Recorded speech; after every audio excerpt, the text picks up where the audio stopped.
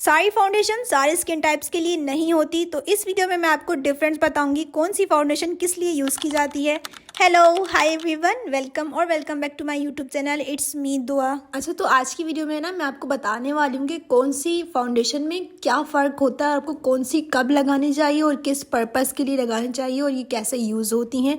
ये सारी चीज़ें मैं आपको आज बताने वाली हूँ। हमारे पास यहाँ पे फोर्स फाउंडेशन है, एक मेरे पास बीबी क्रीम है, एक लिक्विड फाउंडेशन है और एक हमारे पास स्टिक है और एक हमारे पास पेन केक। मेरे पास जिस ब्रांड की है ज़रूरी नहीं है आपके पास उसी ब्रांड की हो, लेकिन मैं इसमें सिर्फ फ़र्क बताने वाली हूँ बीबी क्रीम में, लिक्विड फाउंडेशन में और टीवी पेंट स्टिक्स में। जो मोस्टली स्टिक्स आती हैं क्रेवलॉन की आती है और 2-3 और ब्रांड्स की आती है और 2-3 और ब्रांड्स के पेन केक भी आते हैं, बेसेस भी आती हैं, ब्राइडल बेस आती हैं, हांडी बेस आती हैं। वो सारी जो है वो बताने वाली हूँ मैं चीज़ें आपको इस वीडियो में। ओके, सो सबसे पहले हमारे पास आ जाती हैं बीबी क्रीम। अगर पास किसी भी ब्रांड की बीबी क्रीम हो वो आपको तभी लगानी चाहिए जब आप जो है वो कॉलेज जा रहे हैं, यूनिवर्सिटी जा रही हैं या फिर कहीं ऑफिस जा रही हैं और आपको लाइट सी कवरेज चाहिए और आप डेली यूज़ करना चाहती हैं, अपने फेस पे अच्छी सी नेचुरल लुक लाना चाहती हैं, उसके लिए आप जो है वो बीबी क्रीम यूज़ कर सकते हैं। तो मेरे पास जो है यहाँ पे पीच की बीबी क्रीम है। अगर आप चाहो किसी और ब्रांड की ले लो, ये भी अच्छी है। अगर आपकी कॉमेडॉन प्रोन स्किन है तो मैं आपको नहीं रिकमेंड करूँगी कि आप पीच की ये वाली बीबी क्रीम यूज़ करें, आप कोई और बीबी क्रीम यूज़ कर लें। मिस रोज़ की बीबी क्रीम आती है, आप वो यूज़ कर लें और 2-3 और ब्रांड्स आते हैं अच्छे, आप उनकी भी यूज़ कर सकते हैं। बीबी क्रीम्स जो होती है ना वो आप अपनी स्किन पर डेली यूज़ कर सकते हैं क्योंकि उनकी कवरेज जो है वो काफ़ी लाइट वेट होती है, आपको स्किन लाइक जो है वो फिनिश देती है। जैसे यहाँ पे मैं आपको ये बीबी क्रीम अप्लाई करके दिखा रही हूँ और आप डिफरेंस देखना मेरे एक हैंड पे जिस पे मैंने लगाया है और एक पे नहीं, आपको शो हो जाएगा कि ये कितनी स्किन पर नेचुरल लगती है।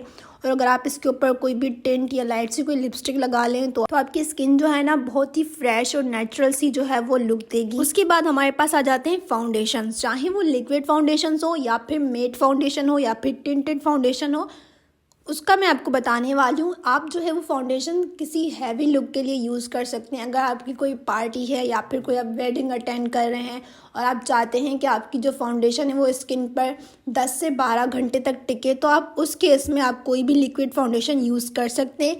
लेकिन आप डेली फाउंडेशन नहीं यूज़ कर सकते, ना ही आप डेली जो है अगर आप यूनिवर्सिटी जाती हैं, डेली ऑफिस जाती हैं, तब भी मैं आपको फाउंडेशन रिकमेंड नहीं करूँगी।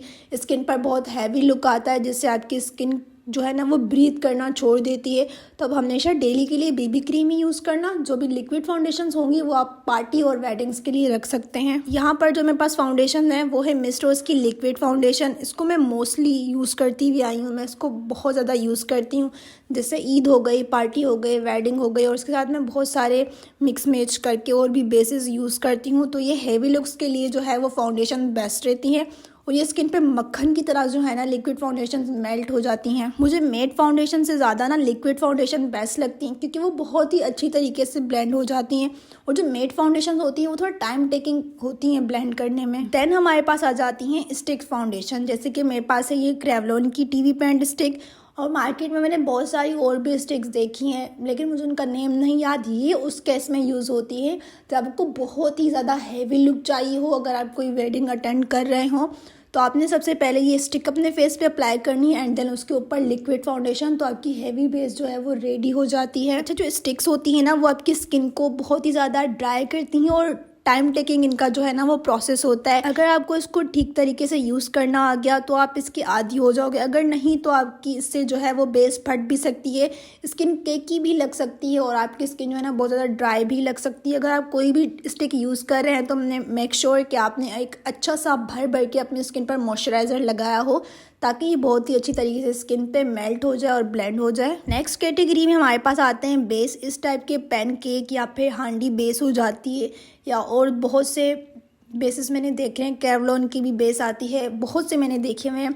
तो ये जो होते हैं वो पॉलर्स में यूज़ किए जाते हैं ब्राइडल पर। लाइक बहुत ही ज़्यादा जो है ना इससे हेवी लुक आपको बनानी हो, ब्राइडल की तरह रेडी होना हो या पोलर सीक्रेट आपको बेस बनानी हो तो उसके लिए ये यूज़ किया जाता है। अगर आप ये यूज़ करना चाहते हैं तो मैं आपको कहूँगी कि पहले आप कोई भी टी पेंट स्टिक अप्लाई करें स्किन पर, एंड देन उसके बाद जो है आप ये बेस उस स्किन पे अप्लाई करें, एंड देन उसके बाद ऊपर अपना लिक्विड फाउंडेशन, एंड देन उसके बाद कॉम्पैक्ट पाउडर के साथ अपनी बेस को सेट कर लें। इस तरीके से जो है आपकी वो बेस रेडी हो जाती है, पोलर सीक्रेट वाली ब्राइडल वाली हेवी वाली बेस। अच्छा, यहाँ पे मैंने ना पहले ब्रश से अप्लाई किया था और ब्रश में आई शेडो लगा हुआ था तो इसलिए वो पिंक हो गई। फिर मैंने आपको फिंगर से लगा के दिखाया कि इसकी जो है वो शेड इस टाइप का है। सो या आई होप आप सब समझ गए होंगे कि कौन सी फाउंडेशन किस पर्पस के लिए है और क्यों यूज़ करनी चाहिए और कब यूज़ करनी चाहिए। अच्छा, मेक का जो ये वाला एक बेस है ना, आप अगर उसको बाय करके रख लेते हैं, आप इससे बहुत सारी कस्टमाइज बेस भी बना सकते हैं, पोलर सीक्रेट बेस बना सकते हैं। आप इसको हेवी फंक्शंस के लिए यूज़ कर सकते हैं, ब्राइडल मेकअप भी इससे कर सकते हैं। मैंने वो भी सिखाया हुआ है अपने चैनल पर, और भी नेक्स्ट वीडियो में मैं आपको बताऊंगी कि आप इस पेन केक को किस तरीके से यूज़ कर सकते हो। एंड आई होप ये वीडियो आप सभी लोगों के लिए हेल्पफुल रही होगी। अगर आपको वीडियो पसंद आई हो तो मेरे चैनल को लाइक, शेयर और सब्सक्राइब करना मत भूलना। अल्लाह हाफिज़, take care and bye bye guys.